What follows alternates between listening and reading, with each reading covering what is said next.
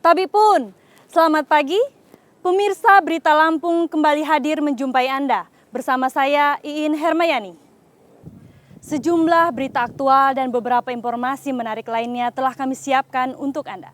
Berikut berita utama hari ini.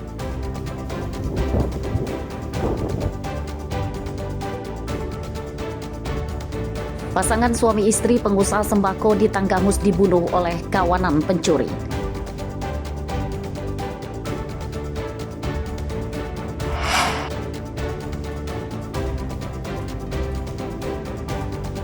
Bupati Lampung Tengah terjaring operasi tangkap tangan petugas Komisi Pemberantasan Korupsi dalam kasus suap proyek.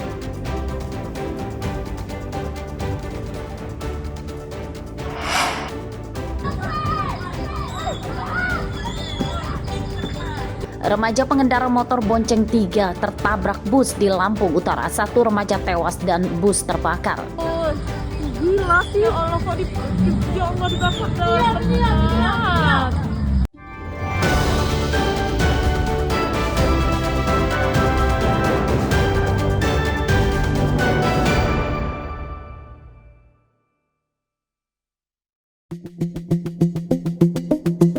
Pasangan suami istri pengusaha sembako di Desa Waipiring, Kecamatan Pugung, Kabupaten Tanggamus, tewas akibat jadi korban pembunuhan di rumahnya pada Sabtu malam.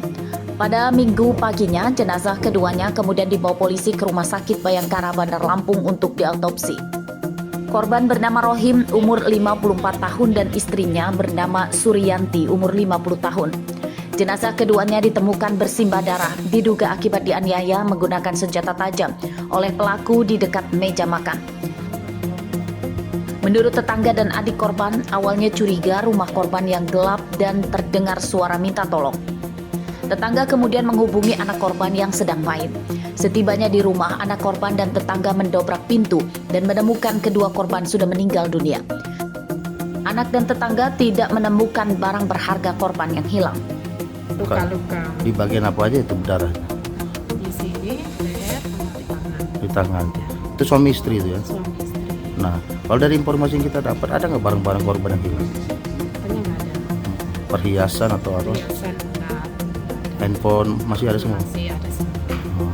Pada saat itu korban ini berdua ini memang dalam rumah? Dalam rumah, Yang kita ketahui sebenarnya anaknya kemana itu? anaknya keluar. Keluar rumah ya? Oh, malam itu kejadian. Kalau setahu kita pernah nggak sih korban ini cerita atau curhat pernah ribut sama ini atau gimana? Nggak setahu kita, si korban kayak ayahku sendiri ya, orangnya maafnya ngomong, dia baik. Sama tangga juga dia baik. Kalau tangga mau minta utangin ya dia utangin. Belum ada ya dia paling kasih tempo gitu aja udah. Memang usaha apa korban? Cukup. Tidur tuh di sama tetangga dibangunin, katanya di rumah gua ini ada keramaian, gitu aja Pak, saya tahu. Yang kita lihat begitu di TKP apa itu? Kita nggak lihat apa-apa Pak, cuma kita jaga di belakang rumahnya. Karena yang menurut informasi pelaku itu masih ada di dalam rumah. Itu aja saya tahu Pak dari itu. Yang kita dengar tuh ada ribut-ribut nggak sebelum? Tidak ada Pak. Oh, nggak ada ribut-ribut? Nggak ada ribut. Oh, nggak ada kecurigaan bahwa ada teriakan suara minta tolong? Nggak ada Pak. Nggak ada. Karena kondisi malam itu kita udah tidur Pak. Yang terdengar itu apa Pak yang kita ketahui sendiri? Kabarnya terdengar orang ngorok. Yang saya dengar Pak, katanya suaranya ada orang ngorok aja itu. Pada Minggu sore, petugas Polsek Pugung Tanggamus mempublikasikan foto telah menangkap 2 pembunuh Rohimi dan Suryanti. Kedua tersangka bernama Ari Jupen Anggara dan Aman Atmajaya. Dari penyelidikan awal, pembunuhan terjadi saat kedua tersangka terpergok mencuri di rumah korban. Kedua tersangka gagal mencuri dan membunuh korban yang kemudian kabur. Robi Laste melaporkan dari Bandar Lampung dan Tanggamus.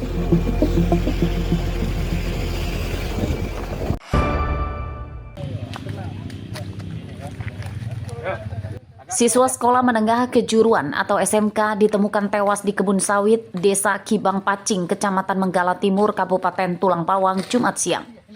Jenazah korban sulit dikenali dan diduga korban tewas pada 9 hari sebelum mayatnya ditemukan. Jenazah korban pertama kali ditemukan oleh pekerja perkebunan sawit yang awalnya curiga dengan mencium bau tidak sedap.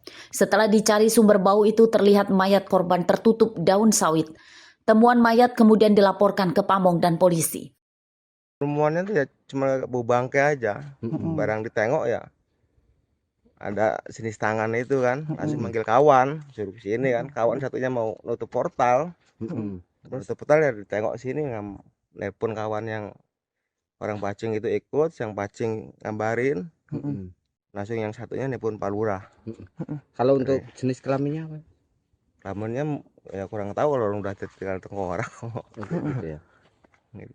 Kalau ciri-ciri yang dipakai di mayat itu Pak, itu sama nggak sih sama yang anak hilang itu Pak? Ya baju sama lah artinya, kalau nengok baju-bajunya, ciri-cirinya. Itu udah berapa hari hilang tuh Pak? 9 harian. Ya 9 hari ya. 9 hari. Sama siapa sih Pak yang hilang kemarin Korban. Pak? Korbannya? Rido. Itu ya. Dari hasil penyelidikan polisi, korban diduga bernama Rido, warga Menggala Timur. Korban ditemukan tewas setelah sempat dilaporkan hilang. Dari informasi keluarga korban yang diterima polisi, korban terakhir berangkat sekolah dengan mengendarai motor. Namun dari lokasi penemuan mayat korban, polisi tidak menemukan motor dan ponsel korban yang diduga hilang akibat dirampas pelaku.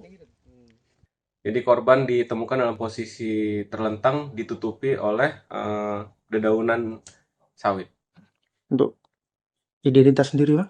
Untuk identitas sendiri kami masih melakukan upaya penyelidikan melalui otopsi untuk memastikan identitas, namun dari pihak keluarga korban mengaku bahwa memang sesuai dengan ciri-ciri yang dimiliki oleh korban yang kami temukan tadi, itu merupakan anggota keluarganya.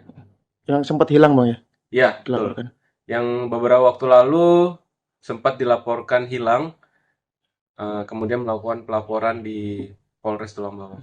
Ada barang-barang berharga yang hilang nggak Bang? Untuk barang-barang yang hilang berupa motor, handphone, kemudian tas sekolah korban pun hilang. Untuk menyelidiki penyebab kematian korban, polisi membawa jasad korban ke Rumah Sakit Bayangkara, Bandar Lampung untuk diotopsi. Mustaqi melaporkan dari Tulang Bawang.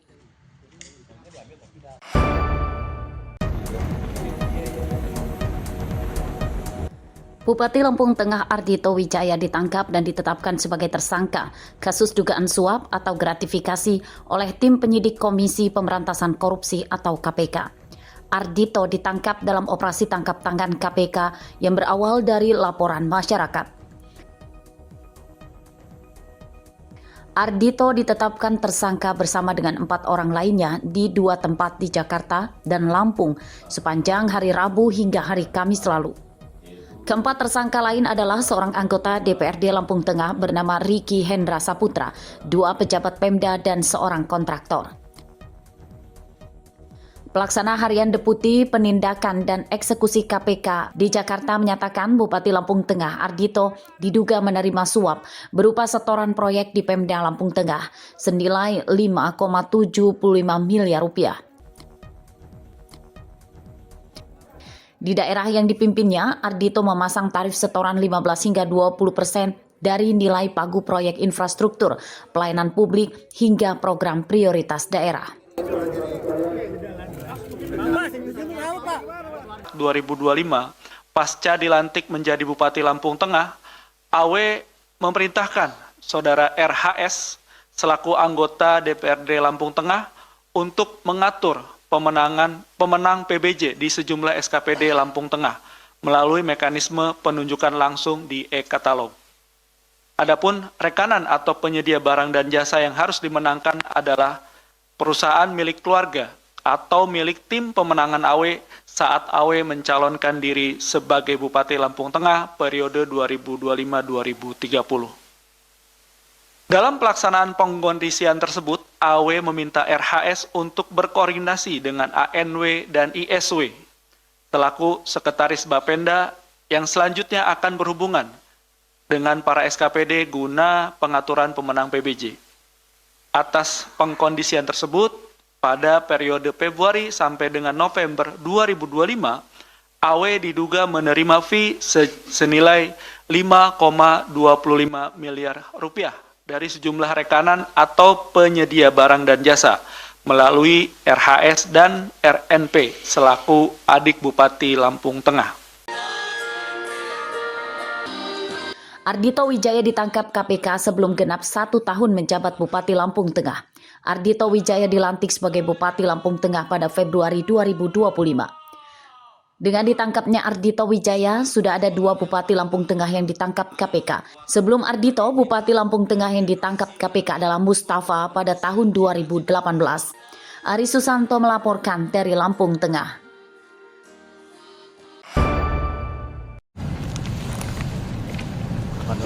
Ruang kerja Sekretaris Dinas Kesehatan Lampung Tengah pada Jumat siang disegel oleh tim penyidik Komisi Pemberantasan Korupsi atau KPK. Penyegelan itu terkait penyidikan setelah ditangkapnya Bupati Lampung Tengah Ardhito Wijaya oleh petugas KPK pada Rabu malam lalu. Penangkapan Ardhito juga berdampak pada sepinya aktivitas di kantor Pemda Lampung Tengah. Tidak banyak pegawai yang terlihat lalu lalang sibuk bekerja seperti hari biasanya. Mobil dinas pejabat juga tidak terlihat ramai seperti biasanya.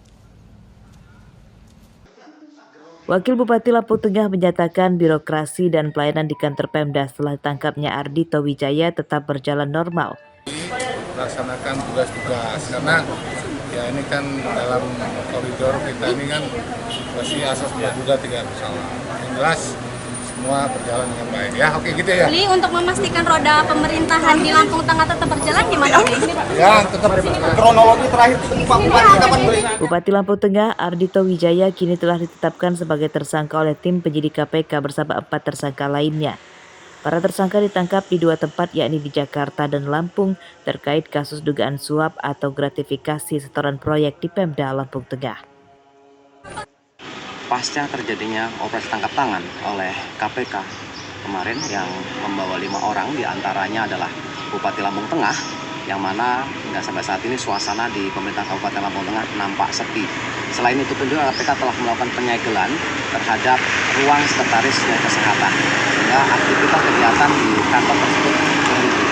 Dan saat ini bisa kita lihat 5 orang tersebut sudah ditetapkan sebagai tersangka. Saat melaporkan dari Lampung Tengah.